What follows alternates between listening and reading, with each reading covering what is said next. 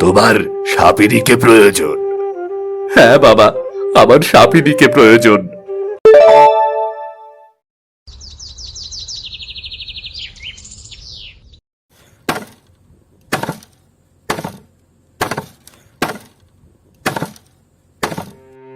ওহ, এভাবে কাঠ কেটে আর পোষায় না। খাটুনির পরে খাটুনি, তার উপর কটা টাকাই বার দেয়। এদিকে ছুটকি কতদিন ধরে বায়না ধরেছে তার একটা নতুন জামা চাই। গরিবের জীবনে কি আর শান্তি আছে?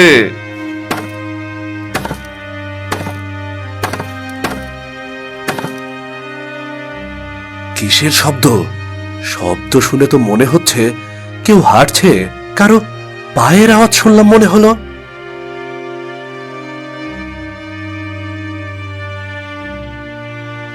না, কাউকেই তো দেখতে পাচ্ছি না। মনে হয় আমার মনের ভুল। যাকগে, কাজ শুরু করি, তাড়াতাড়ি কাজ শেষ করতে হবে। রৌদ্র আবারও কাজ শুরু করলো। কিছুক্ষণ পর সে আবার কিছু শব্দ শুনতে পেল। এবার পেছনে তাকিয়ে দেখলো তার বন্ধু জয় দাঁড়িয়ে আছে। আরে জয়, তুই কখন এলি? যাক, ভালো হয়েছে। এখন আয়, আমার সাথে হাত লাগা। এখনো অনেক কাঠ কাটা বাকি। কাঠ কাটবো? আমি কাঠ কাটবো? হঠাৎ জয় কুড়ালটা নিয়ে রৌদ্রকে মারার জন্য তেড়ে এলো। রৌদ্র আতঙ্কে দুহাত মুখে রেখে চিৎকার করে উঠল। না না না না না! আরে বাহ, কি সুন্দর বুনো ফুল! আমার বুনো ফুল যে কি ভালো লাগে। লোকে শুধু দামি ফুলের কদর করে, আদর করে নামি দামি ফুল দিয়ে বাগান সাজায়, কিন্তু এই বুনো ফুলগুলো যে কতটা সুন্দর সেটা কি আর বোঝে? তখনই তার পেছনে একটা বড় সাপ গাছে ডালে পেঁচিয়ে ফনা তুলে আছে। দেখে মনে হচ্ছে এক্ষুনি ছোবল দিবে। দেখি ওদিকটাই যাই, ওদিকে নিশ্চয়ই আরো সুন্দর সুন্দর ফুল পাবো। এই ফুলে তো আমার পোষাবে না। চুটকি গুনগুন করে গান গাইতে গাইতে বনের ভেতর দিয়ে হেঁটে যেতে লাগলো। সাপটিও চুটকির পেছন পেছন যেতে লাগলো।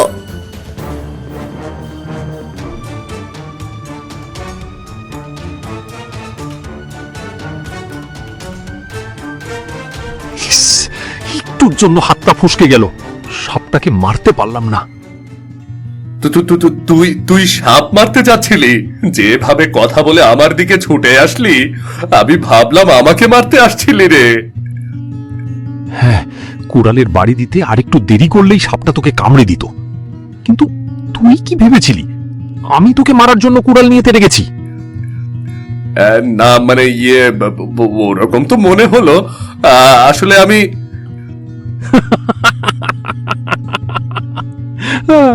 আমি তোকে মারবো কেন?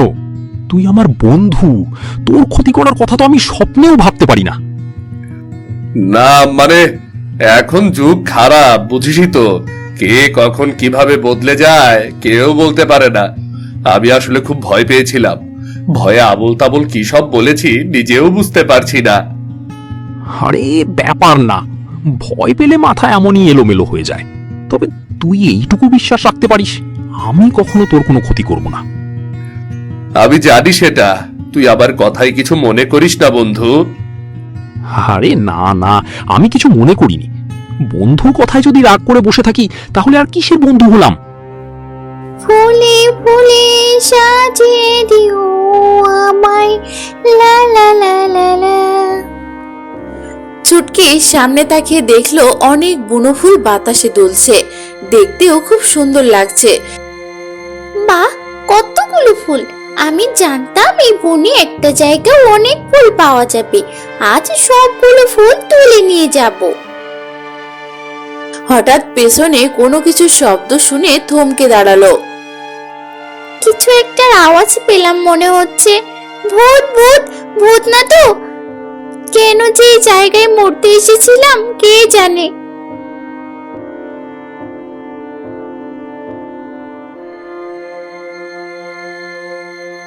একে আশ্চর্য কাণ্ড!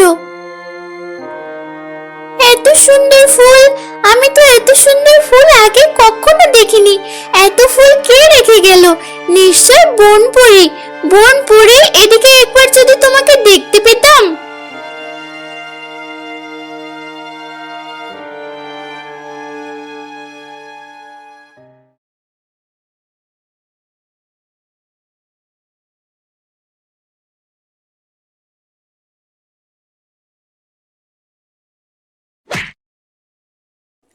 দাদা, আস্তে, কি করছিস এসব? সারাদিন তো এই এক ফুল দিয়ে মালা গাঁথিস, তোর কি আর কোনো কাজ নেই? আর কি কাজ করব? সব তো তুই করিস। আচ্ছা, তুই খাওয়া দাওয়া করেছিস? না, এখনো খাইনি। ফুলের মালা পরে ফুলবানু সেজে ঘুরলে হবে? খাওয়া দাওয়া করতে হবে না? খাবো তো, এক্ষুনি যাচ্ছি। হ্যাঁ হ্যাঁ, তাই যা, আমার কত কাজ পড়ে আছে। দাদা, তুই না বলেছিলি আমাকে একটা নতুন জামা কিনে দিবি? কবে দিবি বলতো? দেব দেব, একটু অপেক্ষা কর, নিশ্চয়ই দেব। তোর সব ইচ্ছে আমি পূর্ণ করব।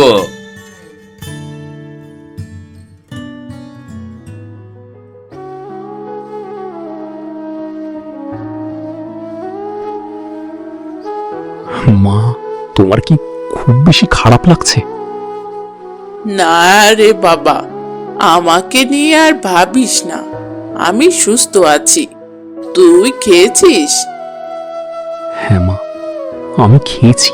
তুমি ভেবো না মা, আজ মোড়লের কাছ থেকে টাকা পেলেই আমি তোমাকে বড় কবিরাজ দেখাবো। আমাকে বড় কবিরাজ দেখাতে হবে না বাবা, আমার সময় তো শেষ হয়ে এসেছে। কদিনই বা আর বাঁচবো? তুই বরং নিজের কথা ভাব। কি যে বলো না তুমি মা, তুমি আরো 100 বছর বাঁচবে। হ্যাঁ, আমি যাই, কাজে বের হই। তুমি বিশ্রাম নাও।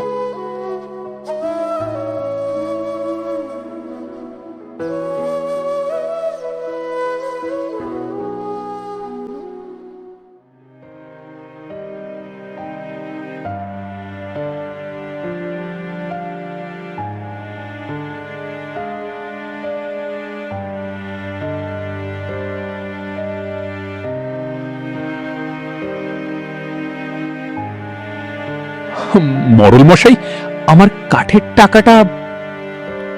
আরে জয়, তোমার কাঠের টাকা তো রুদ্র নিয়ে গেছে। বলল তোমাকে নাকি ও দিয়ে দেবে। আমারও একটু তাড়া ছিল, তাই ওর হাতেই দিয়ে দিয়েছি। রুদ্র নিয়ে গেছে? আচ্ছা ঠিক আছে, আমি বরং রুদ্রর কাছেই যাই।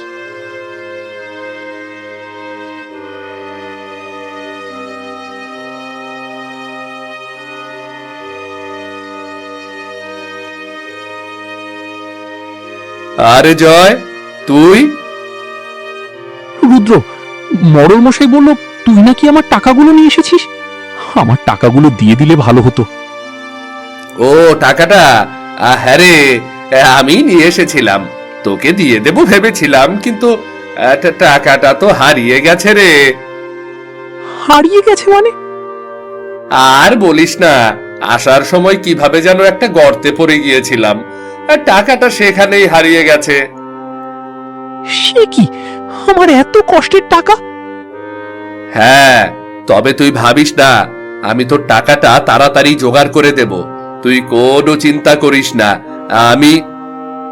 রুদ্র, তুই মিথ্যে বলছিস তাই না? সে কি, কেন মিথ্যা বলবো?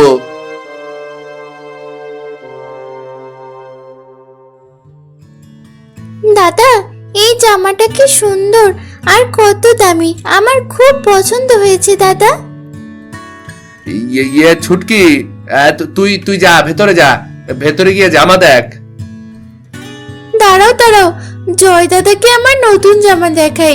জয় দাদা, আমার জামাটা খুব সুন্দর হয়েছে না? আজ দাদা বাজার থেকে এনে দিয়েছে।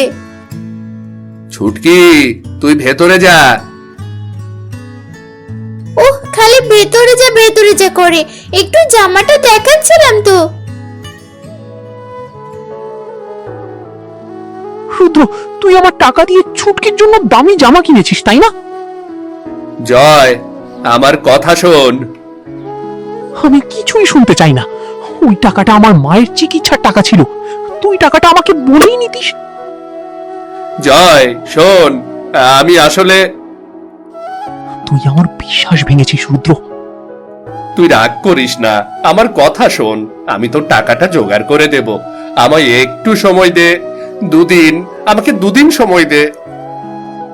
রুদ্র, আমার মা খুব অসুস্থ, তার চিকিৎসার জন্যই টাকাটার প্রয়োজন ছিল। তুই কাজটা মোটেও ভালো করিসনি। উপরে একজন আছেন, তিনি সব দেখছেন, মাথায় রাখিস। কি আশ্চর্য, এরকম রাগ করলে কি হয় নাকি রে?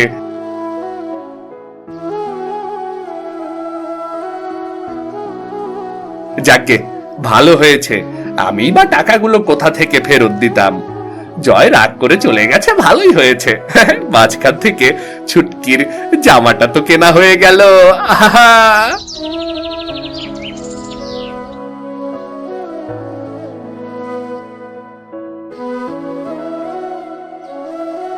হে সৃষ্টিকর্তা, আমি এখন কি করব? রুদ্র আমার টাকাগুলো এভাবে নিয়ে গেল, আমার সাথে এভাবে বিশ্বাসঘাতকতা করলো। আমি এখন আমার মায়ের চিকিৎসা করাবো কিভাবে? সৃষ্টিকর্তা, তুমি সব দেখেছো, তুমি এর বিচার করো। পরের দিন রৌদ্র জঙ্গলের পথ দিয়ে গুনগুন করে গান গাইতে গাইতে যাচ্ছিল। এমন সময় হঠাৎ করে চারিদিকে অন্ধকার হয়ে গেল। এ কি এমন হচ্ছে কেন? কি হচ্ছে এসব? হঠাৎ করে চারিপাশটা এমন অন্ধকার হয়ে গেল কেন?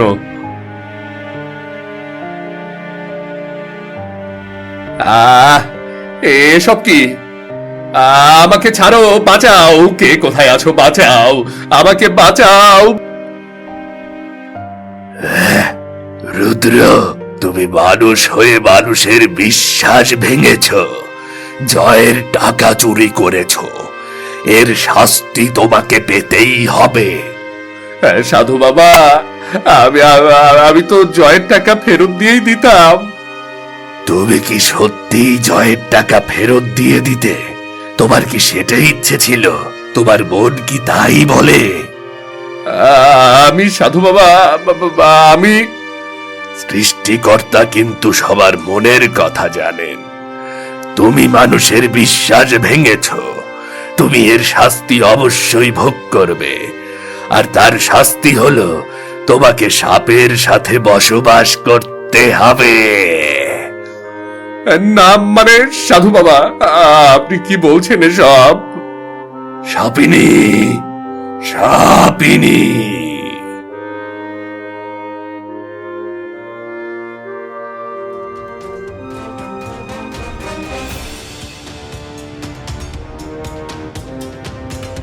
এর সাথেই তোমার সংসার করতে হবে। সৃষ্টিকর্তা যেদিন তোমার উপর সন্তুষ্ট হবে, সেদিন তুমি এই সাপের হাত থেকে মুক্তি পাবে। না, এ হতে পারে না।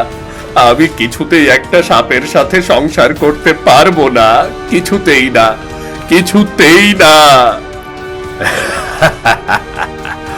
তোমার মৃত্যুর চেয়ে অনেক ভালো এই সাপের সাথে সংসার করা। মৃত্যু? না না না না, আমি রাজি, আমি রাজি। তাহলে যাও, সাপের সাথে সংসার করো। সাধু চলে গেল। রৌদ্রকে গাছের লতাগুলো মুক্ত করে দিল। রৌদ্র হতাশ চোখে সাপের দিকে তাকিয়ে থাকলো। এ আমাকে কেমন অভিশাপ দিল সাধু বাবা? এই সাপের সাথে আমি সংসার করব কিভাবে? এই যা যা যা যা যা, হিস, হিস, হিস, হিস, যা যা যা যা যা।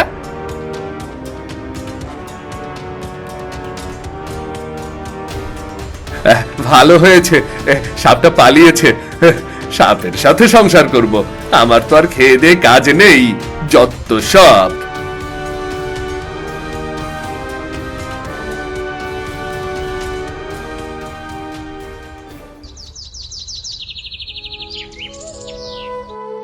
রৌদ্র রুদ্র বাড়ি ফিরে এলো, সে দেখলো চুটকি উঠানে পড়ে আছে, তার শরীর নীল হয়ে গেছে। ছুটকি বোন, তোর এই অবস্থা কি করে হলো রে ছুটকি? এই ছুটকি,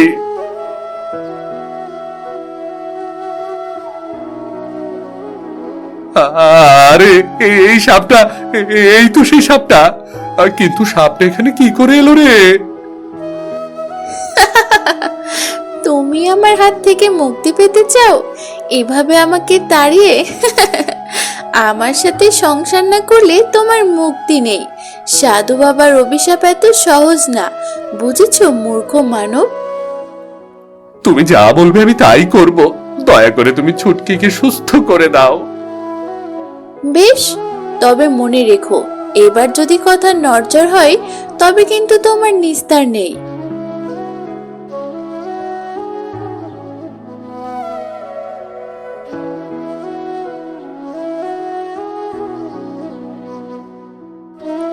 দাদা, ছুটকি, তুই ঠিক আছিস? দাদা, আমি ঠিক আছি। ছুটকি, এই এই তোর ভাবি। ভাবি, এ তো একটা সাপ। হ্যাঁ, কিছু করার নেই ছুটকি, আমার পাপের ফল যে আমাকে ভোগ করতেই হবে। এই সাপই আজ থেকে তোর ভাবি।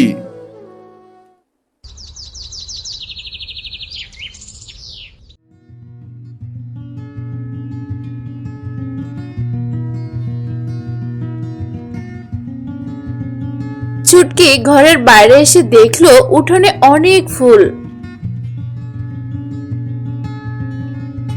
এ কি, এত ফুল কে আনলো?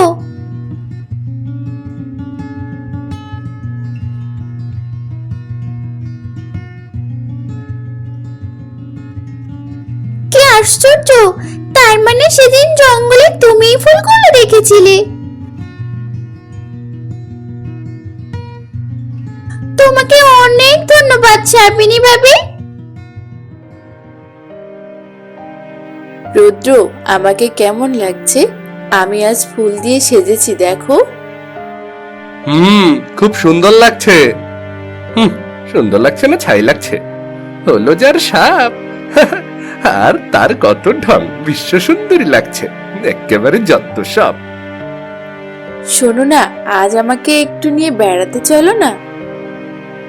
এই রে, এখন আবার এই সাহাবটাকে নিয়ে বেড়াতে যাওয়া লাগবে? কি বিপদে পড়লাম রে আমি। চলো না, চলো, আমাকে বেড়াতে নিয়ে চলো। আমি তোমাদের গ্রামটা তোমার সাথে ঘুরে ঘুরে দেখতে চাই। আচ্ছা ঠিক আছে, চলো। রৌদ্র সাপটিকে নিয়ে বাড়ি থেকে বের হলো। সে গ্রামের রাস্তা দিয়ে হাঁটতে হাঁটতে জঙ্গলের ভেতর এলো। তুমি আমায় এই জঙ্গলে বেড়াতে নিয়ে এলে কেন? কেন? গ্রামের থেকে জঙ্গল কত সুন্দর, কি সুন্দর গাছপালা, ফুল, পাখি। দেখো দেখো দেখো তোমাকে নিয়ে গ্রামে বেড়াবো, আমাকে পাগলে ধরেছে। আনমনে হাঁটতে হাঁটতে রৌদ্রের পা হঠাৎ একটা গর্তে ডুবে গেল।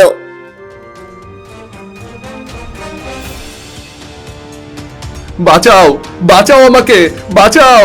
চোরাবালি, চোরাবালি আমাকে টেনে ধরছে, বাঁচাও, বাঁচাও! রুদ্র, তুমি উঠতে চেষ্টা করো, আমি তোমাকে সাহায্য করছি।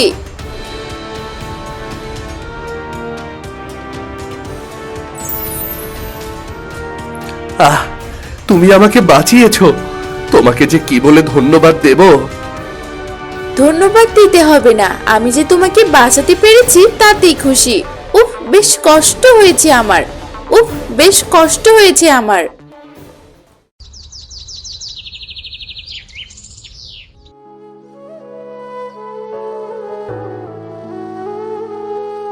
একটা সাপ, একটা সাপ কিনা আমাকে বাঁচালো, কত ভালো একটা কাজ করলো। আর আমি মানুষ হয়ে বন্ধুর টাকা মেরে দিলাম, তাও আবার মায়ের চিকিৎসার টাকা। ছি, লজ্জায় আমার মরে যেতে ইচ্ছে করছে।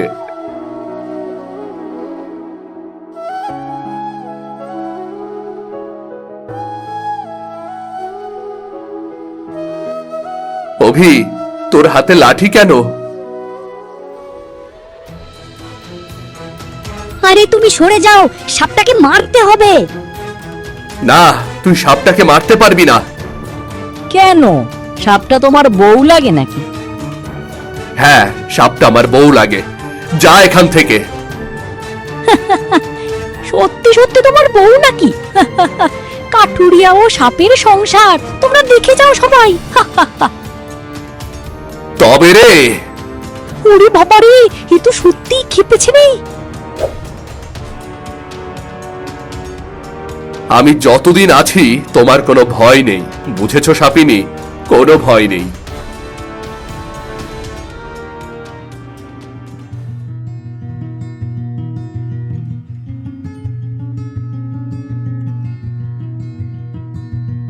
আরে এটা কি? খুলে দেখি তো। পুটলিটা খুলে দেখলো ভেতরে অনেক টাকা আর একটা চিঠি। আরে এ তো টাকা। আরে চিঠিটা এবার দিল কে?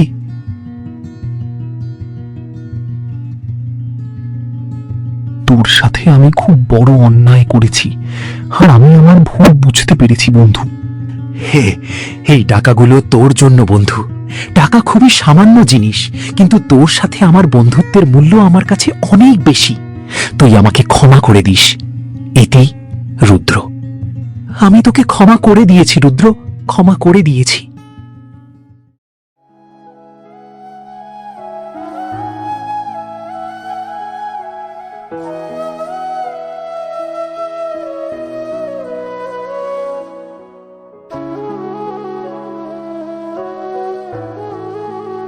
সাপিনী, ও সাপিনী, সাপিনী। এ কি? সাপিনী কোথায়? আমার সাপিনী, সাপিনী কোথায়? তুমি কাঁদছো কেন? কি হয়েছে তোমার? আমি আমার সাপটাকে খুঁজে পাচ্ছি না। কোথায় যে গেল, কোথায় যে গেল? ও, ওই সাপটা? শুনেছি সাপটা নাকি তোমার বউ ছিল। এ মা, ছিছি, শুনেই তো গা গুলাচ্ছে। একটা সাপ তোমার বউ, আর আমাকে দেখো আমি কত সুন্দর। তোমার যদি আপত্তি না থাকে তবে আমি কিন্তু তোমার বউ হতে চাই। এই মেয়ে, তুমি কোত্থেকে উড়ে এসে জুড়ে বসেছো? হ্যাঁ, ভাগো, ভাগো বলছি। আমাকে তুমি তাড়িয়ে দিচ্ছ? আমার মতো এত সুন্দর মেয়ে তুমি জীবনে দেখেছো? আমার দেখার দরকার নেই, তুমি যাও এখান থেকে। তোমার চাইতে আমার সাপিনী অনেক সুন্দর। যাও যাও যাও, যাও বলছি। পুরুষ মানুষ এমনই, ভালো জিনিসের দাম দেয় না।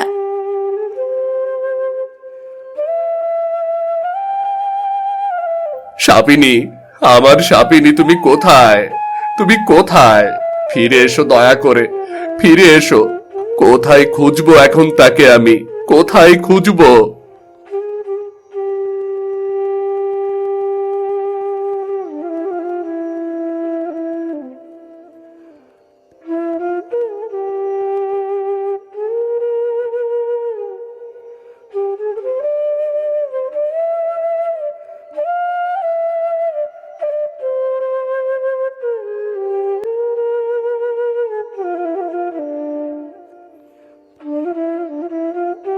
সাপিনী, আমার সাপিনী, তুমি কোথায়? ফিরে এসো দয়া করে, ফিরে এসো। রুদ্র, কি হয়েছে? তুমি কাঁদছো কেন? বাবা, বাবা, আমি আমার সাপিনীকে খুঁজে পাচ্ছি না। বাবা, দয়া করে আমার সাপিনীকে এনে দিন, এনে দিন দয়া করে। তোমার সাপিনীকে প্রয়োজন? হ্যাঁ বাবা, আমার সাপিনীকে প্রয়োজন। দাঁড়াও, নীলিমা, নীলিমা।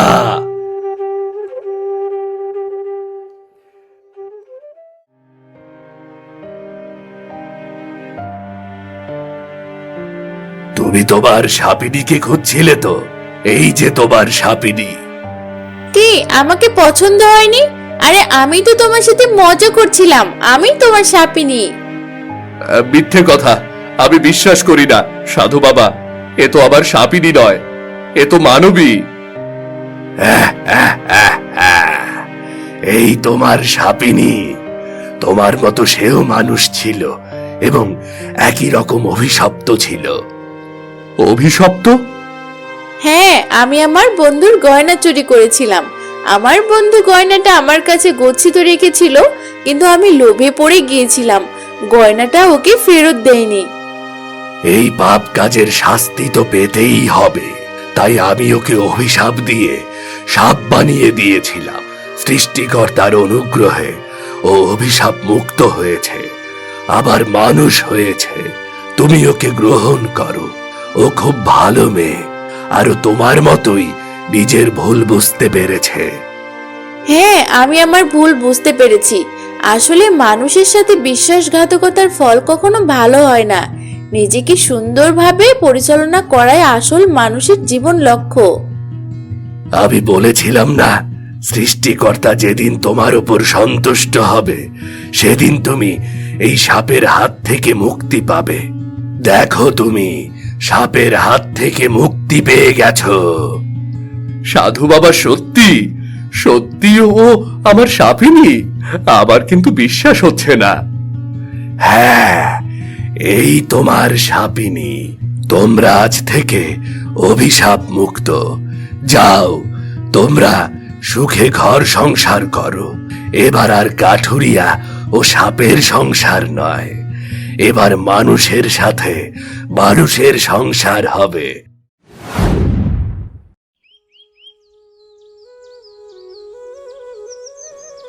আজকের রোদটা অনেক বেশি। সকাল থেকে একটা ভালো শুকনো কাঠও পেলাম না, ঘরে চাল ডাল কিছুই নেই। আজ কাঠ কেটে বাজারে বিক্রি করতে না পারলে সালবার মায়া না খেয়ে থাকবে।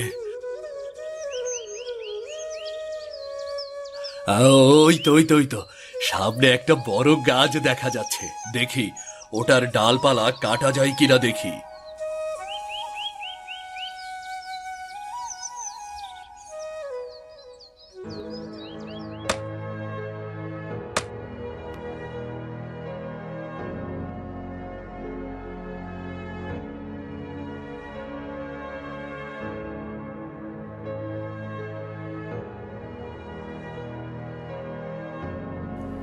এই শুকনো গাছটা তো আগে কখনো দেখিনি, দেখতে কেমন যেন অদ্ভুত লাগছে। এর কাণ্ডটা অনেক শক্ত মনে হচ্ছে, দেখি এটাতে একটা কোপ দিয়ে দেখি, যদি ভালো শুকনো কাঠ পাওয়া যায়।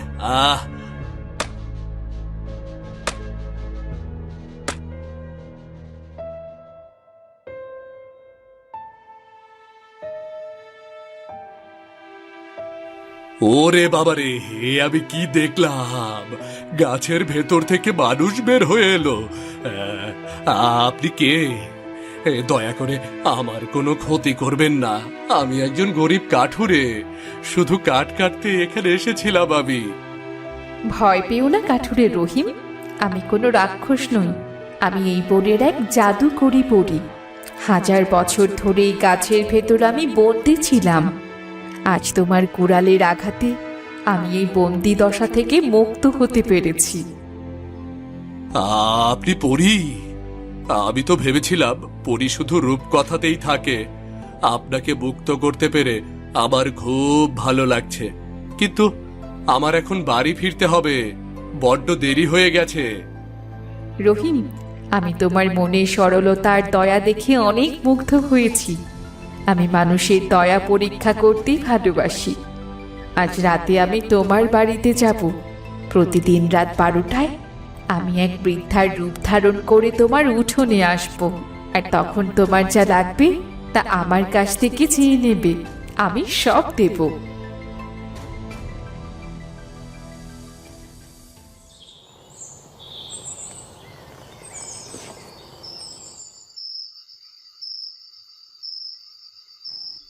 মায়ার বাবা তো এখনো বাজার করে ফিরল না, আজ ঘরে একদানা চালও নেই।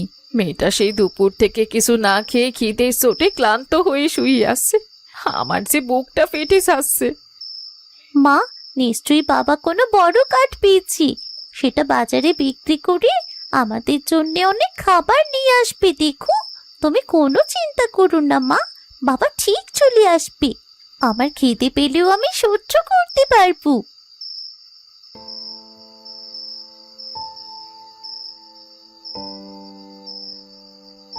সালমা, মায়া, আমাকে ক্ষমা করে দাও। আজ আমি কোনো কাঠ বিক্রি করতে পারিনি।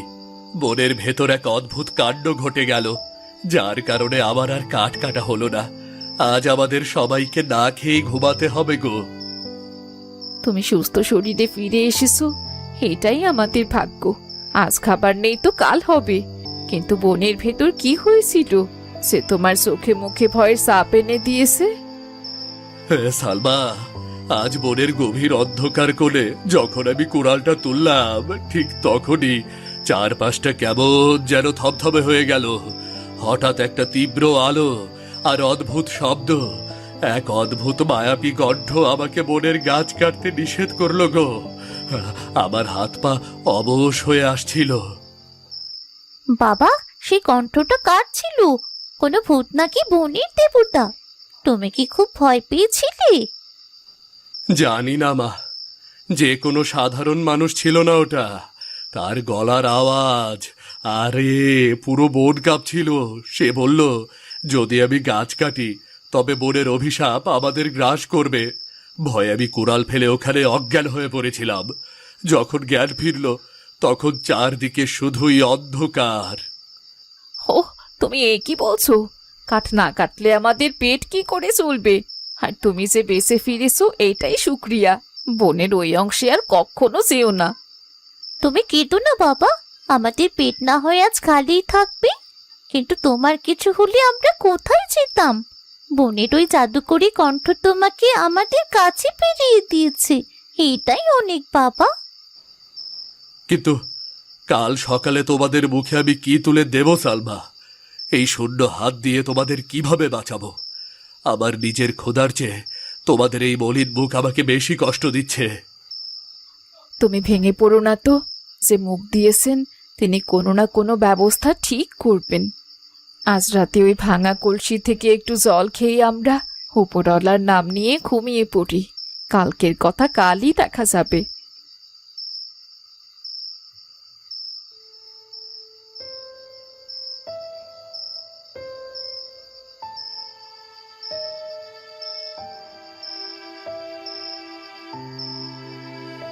ওই তো আকাশ থেকে একটা উজ্জ্বল আলো নেমে আসছে। এটা তো সেই পরিমা। সে সত্যি আমার মতো গরিবদের বাড়িতে কথা রাখতে আসছে। মাগো, মাটি স্পর্শ করতেই আলোটা কেমন যেন মিলিয়ে গেল গো। কি রহিম, তুমি কি আমার জন্যে অপেক্ষা করছিলে? আমি আমার কথা রেখেছি। মানুষের রূপ ধরে আমি তোমার বাড়ি এসেছি। আমাকে দেখে চিনতে পারছো না? হ্যাঁ পরিমা, আমি আপনাকে চিনতে পেরেছি। আপনি বুড়ি মায়ের বেশে এসেছেন। আমার এই ভাঙা ঘরে আপনাকে স্বাগতম। কিন্তু আপনাকে দেওয়ার মতো আমার কোনো ভালো আসনও তো নেই আমার কাছে। আমার কোনো আসনের প্রয়োজন নেই রহিম। আমি অনেক দূর থেকে এসেছি। আমার খুব খিদে পেয়েছে। আমাকে খাওয়ার মতো কিছু দিতে পারবে? তোমার ঘরে যা আছে তাই দাও। পরিমা, আপনি অন্তর্যামী, সব জানেন। আজ আমার ঘরে একদানা চালও নেই। আমার স্ত্রী আর ফুটফুটে মেয়েটা দুপুর থেকে না খেয়ে ক্ষুধার জ্বালায় অবশ্যই ঘুমিয়ে পড়েছে। আপনাকে দেওয়ার মতো এই হতভাগার ঘরে এক ফোঁটা জল ছাড়া আর কিচ্ছু নেই মা। আমাকে ক্ষমা করুন। আমি তো তোমার ঘরের খবর জানি রহিম। আমি দেখতে চেয়েছিলাম অভাবের এই কঠিন পরীক্ষাতেও তোমার সততা আর অতিথিয়তা ঠিক থাকে কিনা। তুমি তো মিথ্যে বলে কোনো বাহানাও করতে পারতে। পরিমা, অভাব আমার কপালে কষ্ট দিতে পারে, কিন্তু আমার মন থেকে সততা কেড়ে নিতে পারেনি। মিথ্যে বলে আপনার মতো দয়াময়ীকে ফিরিয়ে দেওয়ার পাপ আমি করতে পারবো না। আপনি বরং একটু অপেক্ষা করুন। আমি প্রতিবেশীদের কাছ থেকে যদি কিছু চেয়ে আনতে পারি তাহলে ভালো হবে। না রহিম, না, তার কোনো প্রয়োজন নেই। তোমার এই সত্যবাদিতার সরলতায় আমার ক্ষুধার চেয়ে বড় তৃপ্তি দিয়েছে। তোমার মতো দয়ালু আর সৎ মানুষ এই জামানায় মেলা ভার। যে বোনের গাছকে তুমি নিজের সন্তানের মতো রক্ষা করেছ, সেই বোন কখনো তোমাকে খালি হাতে ফেরাতে পারে না। আমি তো শুধু বোনের আদেশ পালন করেছি পরিমা, কিন্তু আবার এই ক্ষুধার্ত পরিবারকে আমি কিভাবে বাঁচাবো? কাল সকালে ওদের মুখে আমি কি দেব, সেই চিন্তায় আমার বুকটা ফেটে যাচ্ছে। শান্ত হও রহিম, তোমার কষ্টের দিন এবার শেষ হতে চলল। আমি তোমার এই ভাঙা ঘরে এমনি এমনি আসিনি। সৎ মানুষের কষ্টের দিন বেশি দিন দীর্ঘ হয় না। এবার ঘরের ভেতর যাও আর তোমার স্ত্রী কন্যাকে ডেকে তোলো।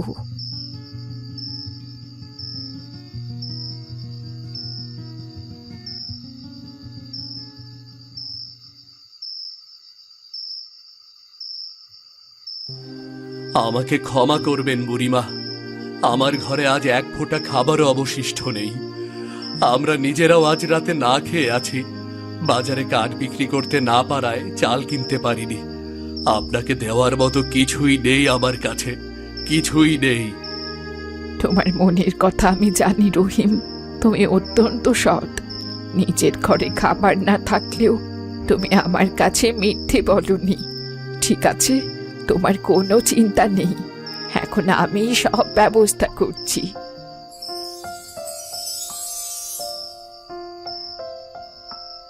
রহিম, এই নাও তোমাদের খাবার।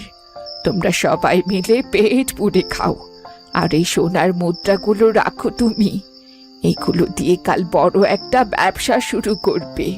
প্রতিদিন রাত 12টায় আমি এভাবেই আসবো আর তোমাদের সাহায্য করব। মনে রেখো, এই কথা যেন কেউ না জানে। হোগো, এই আমি কি দেখছি? চোখের পলকে এত সুস্বাদু খাবার আর চকমকে সোনার মুদ্রা। আমি কোনো স্বপ্ন দেখছি না তো? আমার হাত পা যে কাঁপছে। পরিমা, আপনি মানুষরূপী কোনো ফেরেশতা। আমাদের এই চরম বিপদে আপনি খোদার রহমত হয়ে এসেছেন। আপনার এই ঋণ আমরা কোনোদিনও শোধ করতে পারবো না, কোনোদিনও না। ঋণ শোধ করার কথা ভেবো না রহিম। বনের গাছপালা রক্ষা করে তুমি যে মহানুভবতা তৈরি করেছ, এটা তারই পুরস্কার। সালমা, আর দেরি করো না। ওই দেখো, ওই কোণে তোমার মেয়ে মায়া খিদে চোটে কেমন কুকড়ে ঘুমোচ্ছে। ওকে ডেকে তোলো। সবাই মিলে একসাথে আনন্দ করে আহার করো। হ্যাঁ বুড়িমা, হ্যাঁ, আমি এক্ষুনি মায়াকে ডাকছি। মেয়েটা দুপুর থেকে এক ফোঁটা জলও মুখে দেয়নি। মায়ামণি, মা আমার, ওঠ মা, দেখ তোর বাবা আমাদের জন্য কত খাবার এনেছে।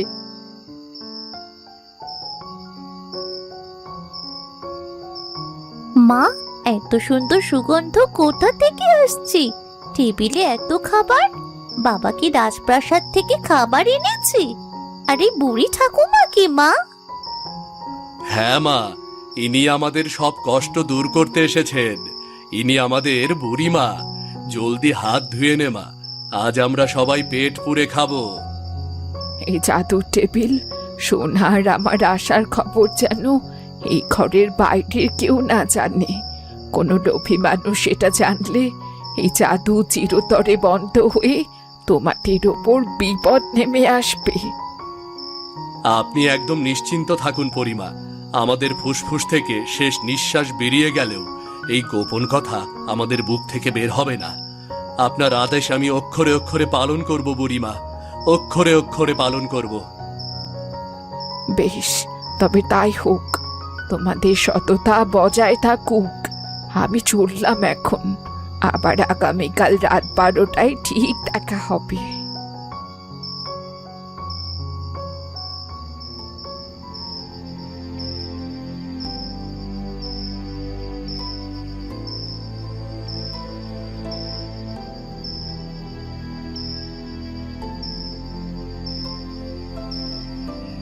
এই জব্বার, দেখ দেখ, দেখ না রে, ওই ওই যে ওই যে ওই যে রহিমের বাড়ির উঠানোটা কিসের আলো রে? দেখ দেখ দেখ, এত রাতে তো রহিমের ঘরে কুপিও জ্বলে না। আজ ওখান থেকে এত তীব্র নীল আলো আসছে কেন? চল তো একটু আড়াল থেকে উকি দিয়ে দেখি।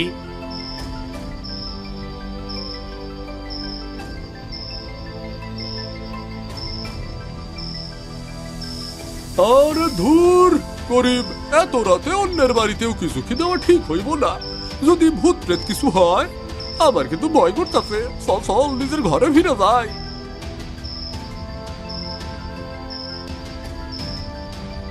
ওরে বাবারে জব্বার, ওইটা তো জাদুর বুড়ি। দেখ দেখ দেখ, বুড়িটা হাত নাড়তেই কত সোনা আর খাবার বের হয়ে এলো রে। রহিম, তাড়াতাড়ি আমরা বড় লোক হয়ে যাচ্ছি রে। যাবো যাবো, আমাদের কিছু একটা করতেই হবে। হ্যাঁ করিম, আমিও তো নিজের চোখে দেখলাম রে, বুড়িটা তো সব দিয়া বাতাসের লগে মিলাইয়া গেল রে।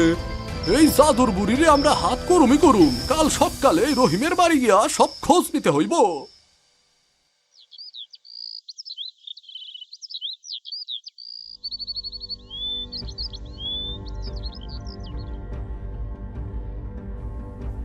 কে রহিম ভাই?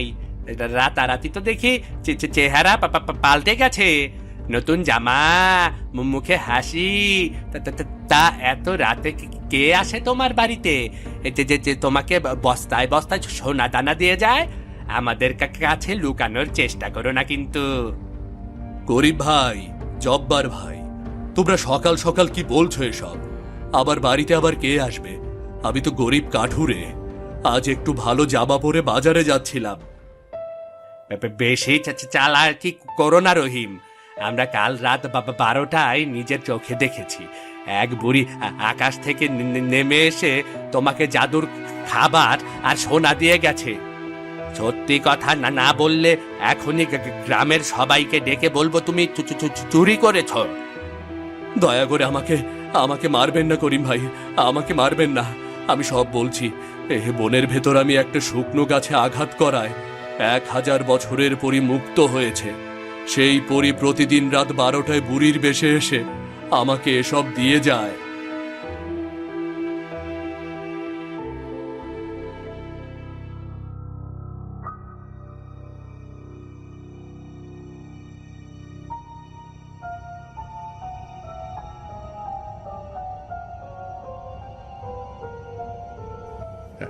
ওই তো সামনেই সেই শুকনো গাছটা দেখা যাচ্ছে, যেটা রহিম বলেছিল।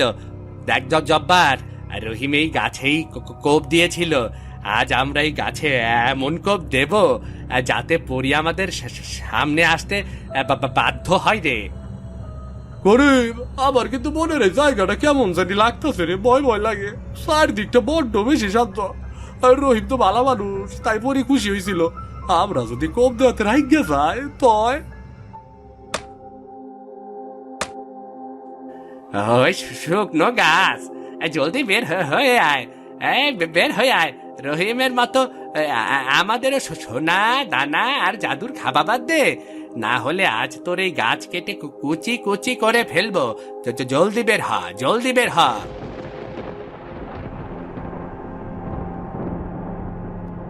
গরিব, গাছ তো অমনি রইল রে, কোনো তো পরিবার হইতাছে না। উল্টা মেঘ ডাকতেছে রে, চারপাশটা কেমন অন্ধকার হয়ে আসছে। ল করিম, আমরা এখান থেকে বলে যাই। আমার খুব ভয় করতেছে রে, খুবই ভয় করতেছে।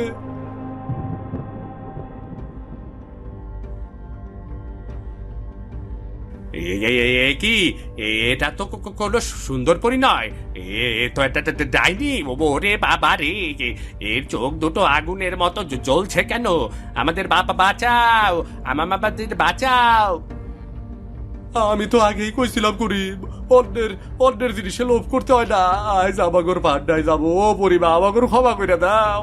আর আমরা কোনোদিনও লোভ করুম না, ক্ষমা করে দাও। তোরা লোভী, তোরা ধূর্ত পাপিষ্ঠ। রহিম অত্যন্ত দয়ালু আর সৎ ছিল, তাই আমি তাকে পুরস্কৃত করেছি। কিন্তু তোরা অন্যের ধন সম্পদ হরণ করতে চাস, তোদের লোভের শাস্তি তোদের পেতেই হবে। আজ থেকে তোরা দুজন গাধা হয়ে থাকবি।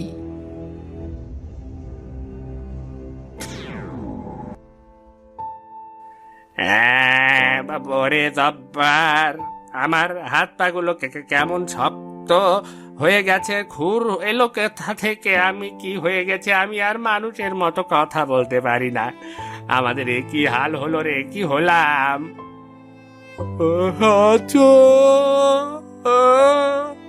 নিজের বোকামি আর লোভের কারণে আজ আমরা বনের পশু হয়ে গেলাম গরিব। পরীর ধন চুরি করতে এসা নিজের জীবনটাই ধ্বংস হয়ে গেল। এখন আমাকে কেডাই বাঁচাবো?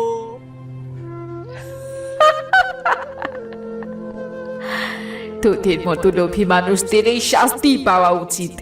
এখন থেকে তোরা মানুষের বোঝা বইবি আর বনের ঘাস খেয়ে বেঁচে থাকবি। কোনো মানুষের বুদ্ধি বা রূপ তোরা কোনো দিন ফিরে পাবি না।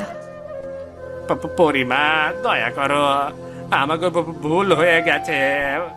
আমরা রহিমের ক্ষতি করতে চেয়েছিলাম, তার শাস্তি এমন নির্মম দিও না মা। আমাদের আবার মানুষ বানিয়ে দাও। আমরা কান ধরে উঠবোস করতেছি পরিবার, আমাকে ছাইরা দাও।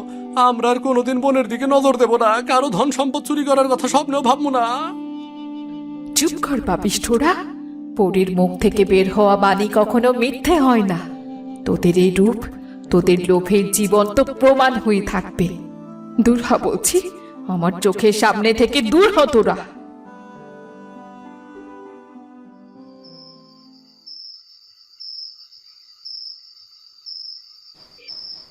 বাবা তো প্রতিদিন বুড়ি মায়ের কাছ থেকে খাবার আর সোনা দানা নিয়ে ঘরে আসে, কিন্তু বাবা বলেছে বুড়ি মায়ের সামনে যাওয়া বারণ।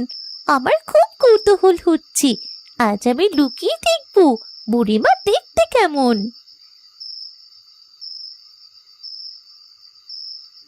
মায়া মা আমার, এত রাতে জানলার পাশে দাঁড়িয়ে কি দেখছিস? ঘুমোতে চল, তোর বাবা তো এখনো উঠোনে যায়নি। আজ পরিমা এলে তোর বাবা একাই দেখা করবে, তুই বাইরে যাবি না কিন্তু। মা, পরিমা তো খুব ভালো, সে আমাদের এত কষ্ট দূর করে দিল। আমি শুধু একবার তাকে দেখতে চাই মা। সে যখন নীল আকাশ থেকে নেমে আসবে তখন দেখতে তাকে কেমন সুন্দর লাগে। আমি জানি রে মা, জানি পরিমা আমাদের জন্যে দেবতার মতো। কিন্তু তোর বাবার একটা কথা মনে আছে তো? পরিমা কঠোরভাবে বারণ করেছে যেন ঘরের কেউ তার সামনে না যায়, আর এই গোপন কথা বাইরে প্রকাশ না পায়। একটু ভুলে যদি পরিমা রেগে যান, তবে আমাদের সব সুখ এক পলকে হারিয়ে যাবে রে মা। আমি তো তার সামনে যাব না মা, আমি শুধুই জানলার কোণ থেকে একটু উকি দিয়ে দেখব পরিমা যখন জাদুর লাঠি ঘোরায় তখন কেমন আলো ছড়ায়, তা দেখতে আমার বড্ড ইচ্ছে করে মা। তোর মনের কৌতূহল আমি বুঝি রে মা, কিন্তু কিছু কিছু নিয়ম মেনে চলাই ভালো। তোর বাবা পরিমার দেওয়া সোনা দিয়ে ব্যবসা শুরু করেছে। আমাদের ভাঙা ঘর আজ কত সুন্দর বাড়ি হয়েছে। এই সুখটা যেন কোনোভাবেই নষ্ট না হয়, সে ভয় আমার বুকে সারাক্ষণ তাড়া করে বেড়ায়। ওই দেখো মা, আকাশের মেঘগুলো কেমন নীল আর উজ্জ্বল হতে শুরু করেছে। ঘড়িতে প্রায় 12টা বাজতে চলল। বাবাও মনে হয় ঘরের বাইরে যাবার জন্য তৈরি হচ্ছে মা। হ্যাঁ, সময় চলে এসেছে। চল, আমরা ঘরের আলো নিভিয়ে চুপচাপ বিছানায় গিয়ে বসি। তোর বাবা উঠোনে যাক, ভুলেও কোনো শব্দ করবি না যেন। পরিমা কিন্তু মানুষের মনের কথাও টের পেয়ে যায়। ঠিক আছে মা, আমি একদম চুপটি করে বসে থাকবো, কিন্তু আমার চোখ দুটো আজ শুধু উঠোনের দিকেই থাকবে। বুড়ি মায়ের রূপ ধারণ করা সেই পরিমাকে আজ আমি দেখবই দেখব। পরিমা, আপনার দয়ায় আজ আমার পরিবার সুখে আছে। করিমার জব্বার তাদের লোভের শাস্তি পেয়ে গেছে। এই গ্রামে এখন আর কোনো অশান্তি নেই। আমরা আপনার কাছে চিরঋণী আপনার কাছে। রহিম, তোমার সততার পরীক্ষা শেষ হয়েছে। করিমার জব্বারের মতো লোভী মানুষদের শাস্তি দিয়ে আমি এই গ্রামকে মুক্ত করেছি। আমার 1000 বছরের বন্দি দশা থেকে মুক্তির ঋণ আমি শোধ করেছি। আজ আমার বিদায় নেওয়ার সময় এসেছে।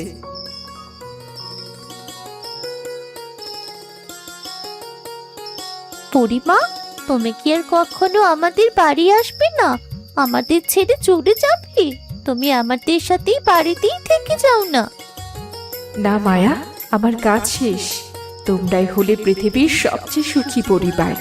সবসময় সৎ থেকো, গরিবদের সাহায্য করো, তবেই আমার এই জাদু সার্থক হবে।